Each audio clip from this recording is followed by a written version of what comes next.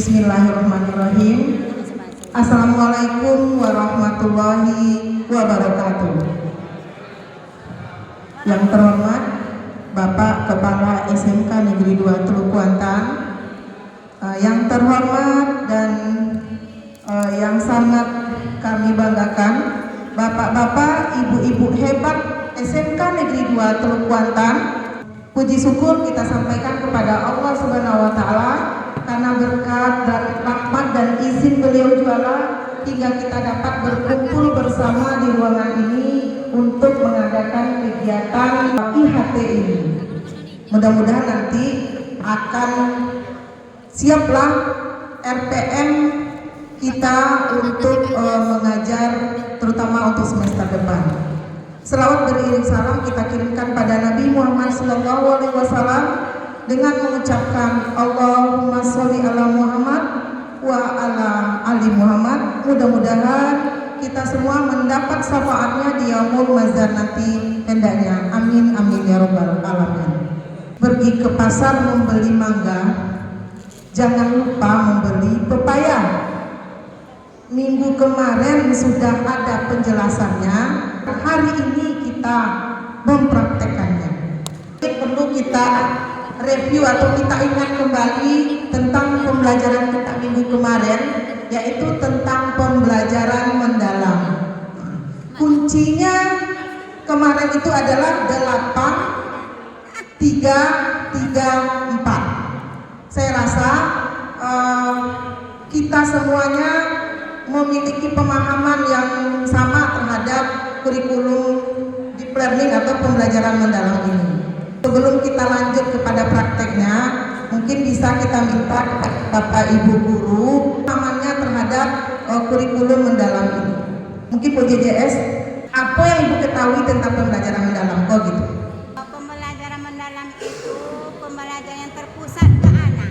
Ya. Anak itu mencari tahu. Ya. Bukan diberi tahu. Oke, kita beri aplaus untuk Ibu JJS.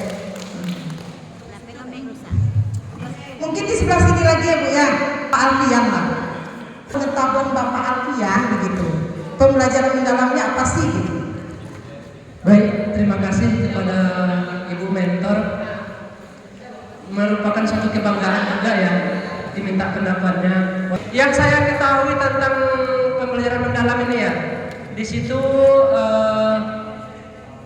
ada mindful, meaningful dan joyful. Ya. Kalau kalau meaningful dulu ya. Meaningful itu barangkali kita konsepnya adalah bagaimana anak itu dalam pembelajaran, konsepnya adalah bagaimana dia merasa dilibatkan seperti itu. Ya. Terus kalau meaningful adalah bagaimana anak ini mampu untuk memahami apa yang akan kita terapkan dan bagaimana anak ini paham juga tujuan kita seperti itu. Terus kalau joyful itu barangkali anak itu lebih bagaimana anak itu memahami konsep pembelajaran itu sesuai dengan kemampuannya, sesuai dengan kondisinya seperti itu. Itu yang saya pahami. Kita beri aplaus untuk Pak Alfian. Terima kasih Bu Ezi. Saya menambahkan saja dari yang sudah dijabarkan oleh Pak Alfian. Jadi seingat saya yang untuk joyfulnya itu harus sampai ke momen aha ya. Momen aha itu. Kemudian perbedaannya lagi dari modul ajar sebelumnya, di sini ada 8 dimensi profil lulusan, kemudian pertanyaan pemantiknya yang lebih mendalam lagi, kemudian diakhiri dengan refleksi. Hanya itu. Oke, terima kasih Bu Yuli. Sudah hampir lengkap itu. Tadi sudah dijelaskan sama Ibu JJS. Pembelajaran itu harus berpusat pada siswa.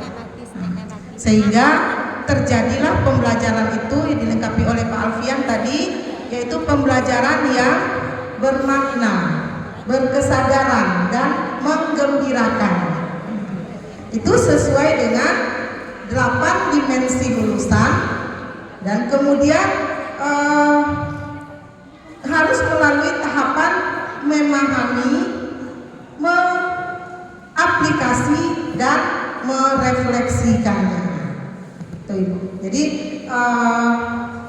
mantap sekali Bapak Ibu guru SMK Negeri 2 Teluk Kuantan. Walaupun mungkin kemarin kami menjelaskannya hanya sedikit saja, insya Allah sebagian besar sudah memahaminya. Mungkin untuk tahap selanjutnya, duduk sudah Bapak Ibu sudah duduk terpojok, mungkin bisa digeser kursinya ke depannya, jadi bisa berhadapan-hadapan aja di sini. Kita mau membuat RPM itu sendiri. Bu Ezi boleh bertanya atau diskusi? Boleh. Bu Ezi, ini tentang pelajaran mendalam. Kemarin pembelajaran dengan kami yaitu proses pembuatan kopi rekap. Ya. Kita sebetulnya punya alat di perhotelan, cuman form pembuat formnya tidak jumpa. Sebetulnya kami biasanya prakteknya di sekolah. Ya. Tapi saya mencoba kemarin pembelajaran ini dilakukan di luar kelas. Kita ambil salah satu tempat kopi karena di sini sudah banyak kafe ya. Ya. Kita tidak banyak ke sana. Jadi apa salahnya kita melakukan pembelajaran di luar kelas? Otomatis anak-anak senang. Ya. Kemudian sampai di sana kita tidak boleh keluar dari konteks pembelajaran karena pembuatan kopi tentu ada alat, bahan apa yang digunakan, gitu kan. Jadi sambil zoom, karena kebetulan kami zoom kemarin, bawa guru pendamping satu lagi supaya anak terkontrol. Anak-anak sebetulnya sangat menyenangkan pembelajaran seperti ini. Dia tidak terikat, cuma kita beri batasan dia. Tugas dia apa? Dia udah bebas nih, dibebaskan 1 tahun lalu silakan mau di mana. Yang penting nanti intinya tahu cara membuat, gitu ya. Apa yang dibuat, alatnya apa saja. Jadi tak terasa waktu yang 5 jam itu hanya 1 jam. Ya. Apakah yang kami lakukan ini sudah termasuk ke PM atau bagaimana? Terima kasih Bu Ezi. Ya. Mantap sekali itu Bu Leni.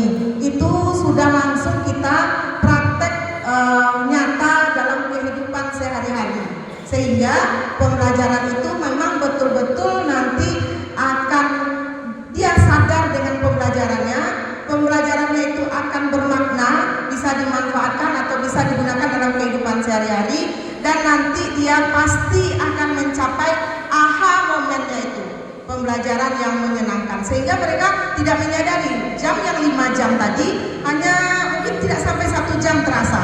Mungkin dia minta ulang kembali Bu Leni, mungkin besok ke sana lagi Bu, gitu enggak? Ya, kita beri aplaus untuk Bu Leni. Nah, sebenarnya kita itu semuanya sudah melaksanakan kegiatan pembelajaran mendalam ini, tapi mungkin yang kita tuliskan secara runut sesuai dengan yang diharapkan di RPM itu, mungkin itu yang belum. Sebelum kita bekerja, mungkin perlu kita lihat dulu perbedaan antara modul ajar yang kita buat sebelum adanya deep learning ini dengan pembelajaran RPP, pembelajaran mendalam ini. Ini adalah yang sebelah kiri, itu adalah modul ajar berdiferensiasi yang kami buat waktu kegiatan CGP waktu itu. Nah, ini terlengkap juga di masanya, pada saatnya begitu. Yang kanan, ini adalah RPM yang kita buat pada waktu kami pelatihan yang 5 hari kemarin. Nah, di sini nampak. Nah, untuk yang pertama, kalau identitas itu biasa, nama kita, nama sekolah, mata pelajaran, jurusan, kemudian fasenya, kelasnya, semesternya, tahun pembelajarannya, nah itu sama. Kemudian untuk yang lama, itu langsung ke tujuan pembelajaran. Kalau pada RPM, langsung berikutnya adalah dimensi profil lulusan. Jadi ada 8 dimensi profil lulusan itu, tidak ke 8-8-nya kita masukkan. Minimal ada 3 yang harus kita masukkan. Tapi mungkin kalau menurut Bapak Ibu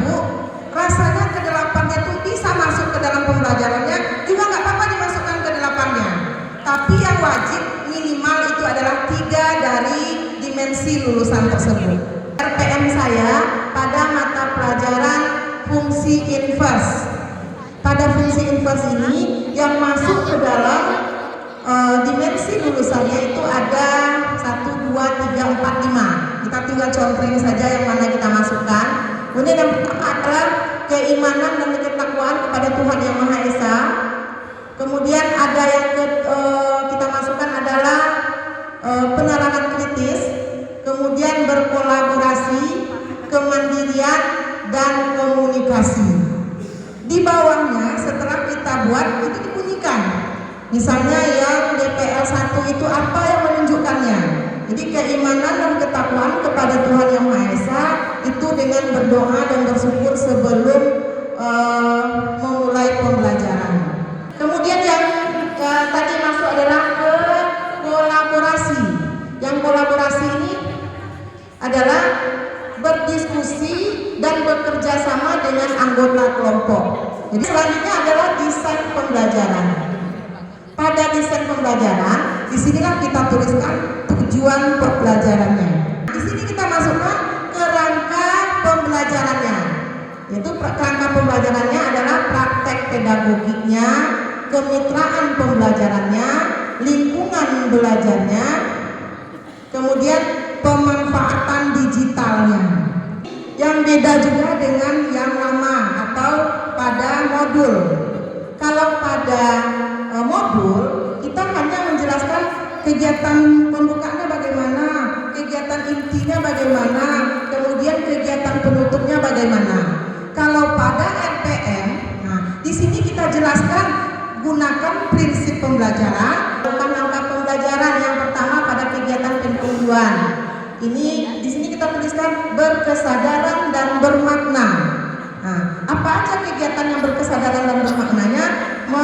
Boleh di sini mempersiapkan kelas, mengoreksi kebersihan kelas, mencek kehadiran siswa, menyampaikan kembali kesepakatan kelas yang sudah dibuat, memberikan apresiasi untuk mengingatkan materi sebelumnya. Kemudian juga di sini sudah boleh juga kita masuk kepada pertanyaan pemantiknya. Kegiatan inti ini di sini kita tuliskan karena dia ada 3 yang berurutan: memahami, mengaplikasi, dan merefleksi. Pada kegiatan inti memahami ini, nanti pada memahami ini apakah masuk ketiga-tiga prinsip dan pembelajaran dalam ini? Berkesadaran, bermakna, dan menggembirakan. Kalau tidak masuk, rasanya harus dituliskan ketiga-tiganya. Mana kira-kira yang menurut kita masuk dia? Nah, jadi ini pada kegiatan inti yaitu hanya memahami. Di sini guru memberikan penjelasan tentang fungsi inverse. Kemudian murid terlibat aktif dalam tanya jawab secara langsung dan menjawab pertanyaan yang ada pada papan tulis. Di sini kita masuk misalnya aplikasi. Pada aplikasi di sini dibuatkan aplikasinya yang mana, kemudian berkesadaran, bermakna, menggembirakan nampak di sini. Itu pada siswa mengerjakan LKPD dan secara berkelompok.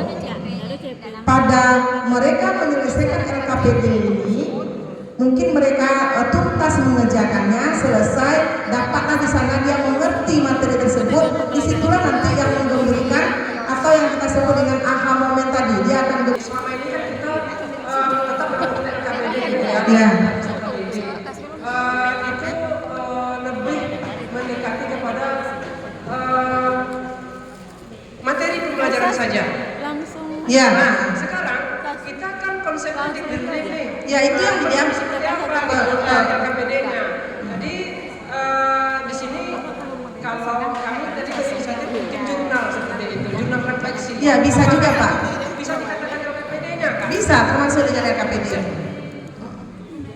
Berarti pada kegiatan pembelajarannya untuk memahaminya, apa yang dilakukan di kegiatannya? Izin ya Kak ya? Ya. Barangkali di sini saya mewakili Pemja PAI bikin per tahap Kak. Tahap 1 misalkan. Tahap 1 ini adalah persiapan atau mindful learning-nya, membangun kesadaran. Ya. Di sini pada tahap ini siswa diajak untuk membangun kesadaran dan keterlibatan emosional dengan konsep ini. Ya, betul. Materinya ihsan gitu Ya. materinya ihsan. Siswa diajak membangun kesadaran dan keterlibatan emosional dalam materi ihsan seperti itu. Dan poin-poinnya adalah refleksi awal dan aktivasi guru. Guru mengajak siswa melakukan refleksi dengan pertanyaan. Ini barangkali mewakili pertanyaan pemantik ya Kak ya. Pernahkah kalian melakukan kebaikan tanpa mengharapkan imbalan? Ya, itu udah mantap itu menggiring siswa kan? Iya, itu tahap pertamanya. Seterusnya mindfulness exercise ya, ini maksudnya barangkali sebelum memulai materi, siswa diajak untuk duduk tenang sejenak dan merenungkan niat mereka dalam belajar sebagai bentuk latihan kesadaran dalam beribadah. Iya. Terus kita melakukan diskusi awal, yang mana siswa berbagi pengalaman pribadi tentang bagaimana mereka melihat atau melakukan praktek ihsan, praktek materi ihsan tersebut dalam kehidupan sehari-hari dan menyajikan ayat yang berkaitan dengan materi ini. Ya. Pada tahap 2 ini eksplorasi atau meaningfulnya. Tadi kan meaningful gitu Ya. Meaningful. Pembelajaran bermaknanya, maksudnya meaningfulnya, yang mana tahap ini siswa secara berkelompok menyaksikan ayat yang berkaitan dengan ihsan. Ya. Nah, itu meaningfulnya. Terus memanfaatkan teknologi yang ada untuk mengeksplorasi materi tersebut. Terus siswa diberikan berbagai skenario sosial, misalnya ini nanti ada pengalaman-pengalaman nyata yang kita bawa ke materi tersebut. Ya. Siswa mengeksplorasinya seperti itu. Nah, itu tahap 2. Ya, Dan itu sudah masuk ke tahap mengaplikasi itu. Ya. Ah. Dan untuk tahap 3 itu adalah joyfulnya. Joyful learning-nya itu masih aplikasi. Ya. Nah, Jadi pada aplikasi ini anak diberi SKPD. Melakukan aksi nyata, melakukan persiapan proyek yang berbentuk aksi nyata Kak. Yang mana siswa membuat proyek gerakan ihsan. Ihsan ini materinya kan tadi kan? Ya. Anak membuat suatu proyek gerakan ihsannya yang melibatkan tindakan nyata di sebuah komunitas. Barangkali dibuat kelompok-kelompok di dalam kelas. Seperti apa ihsan itu dalam praktek nyatanya? Ya, itu masih aplikasi itu, ya. Masih mengaplikasikan kan? Ya, intinya saya minta untuk diluruskan. Udah aplikasi apa yang penting ini tahap 3-nya seperti itu. Tahap 2. Ya. Kami buat tahap Kak, soalnya. Nah, itu. Dan terakhir itu refleksi dan evaluasi. Ya. Nanti ada ada berapa tahap ini? Ada 3 tahap. Yang pertama tahap persiapan atau meaningful, terus evaluasi meaningful, terus aplikasi joyful, dan tahap refleksi dan evaluasi. Ya, itu sudah benar Pak Alfian. Tetapi kalau pada pembelajaran mendalam ini, yang tahap memahami, kemudian mengaplikasikannya, merefleksi itu yang harus nampak. Jadi bukan tahap-tahap 1, 2, atau 2, tahap 3 itu aja. Jadi misalnya tahap 1 tadi masih memahami, tahap 2 masih memahami, yang Pak Alfian buat tahap 3 itu sudah masuk aplikasi misalnya. Nah, nanti baru tahap ketiga masih aplikasi, baru nanti yang terakhirnya baru itu masuk kepada refleksi. Nah, sebenarnya satu kali pertemuan tuh bukan harus ketiga-tiga tahap itu terlalui. Jadi bisa aja pada pertemuan pertama anak-anak baru aja bisa memahami, sambung dengan minggu depan baru kita. Berarti nggak harus misalkan gini Kak. Iya. Kita kan buat tujuan kan beberapa poin. Jadi pembelajaran itu. Apakah satu tujuan itu kita habiskan dalam satu pertemuan, situ sudah ikut meaningfulnya, sama joyfulnya, bisa nggak seperti itu? Tunggu, 1 JP itu berapa kali pertemuan? Oh gitu, baik. Bisa. Jadi tergantung dengan pertemuannya. Jadi RPM ini bukan 1 kali pertemuan. Misalnya 1 JP itu ada 5 kali pertemuan. Pertemuan 1 kita baru hanya memahami, pertemuan 2 memahami, pertemuan 3 sudah masuk aplikasi, pertemuan 4 masih aplikasi nih. Baru pertemuan kelimanya baru sampai di sana ke merefleksinya. Begitu. Oke Kak. Oke, mungkin lanjut Bu Ira. Kemudian setelah merefleksi, di sini harus jelas juga asesmen yang kita lakukan. Ada 3 asesmen yang harus kita lakukan: asesmen as learning, assessment for learning dan assessment of learning. Jadi mungkin anak-anak diskusi, walaupun kita tidak memberi nilai memantau anak-anak diskusi, itu kita sudah bisa dalam melihat atau mengadakan asesmen dari for learningnya itu. Mungkin hanya itu ya Bu Ira ya. Nah, nanti dilengkapi dengan KPD, diberi rubrik LKPD-nya. Mungkin untuk lebih jelasnya, mungkin bisa kita kerjakan bersama-sama. Sebelumnya Bapak Ibu cari 1 CP, capaian pembelajaran dan tujuan pembelajaran yang akan Bapak Ibu ajarkan di semester 2, semester genap nanti. Jadi ini RPM kita buat, kita rancang untuk semester depan. Berarti yang ditampilkan di slide ini adalah ini bakunya ya Kak ya? Ya, kira-kira seperti itu. Tidak baku juga Pak Alfian. Ada juga yang membuat tidak berkotak-kotak seperti ini, tapi kira-kira seperti itu urutannya. Kalau desainnya itu terserah, nggak baku bentuknya. Yang penting ada yang seperti yang tadi. Muatannya Ya, baku ya Kak ya? ya begitu. Kalau kami muatan yang di RPM itu seperti ini, terkait dengan materinya apa saja, berarti itu sudah menggambarkan sebuah konsep deep dalam sebuah pembelajaran. Ya, begitu. Kemudian untuk bekerjanya satu jurusan, satu bidang studi atau satu pokja, nanti bagi saja tujuan pembelajaran itu beberapa buah, berarti bekerja masing-masing guru itu lain, tidak sama RPM yang dibuatnya gitu. Sehingga nanti di akhir pembelajaran mungkin besok kita akan melahirkan RPM yang bisa kita pakai untuk mengajar di semester genap nanti. Begitu.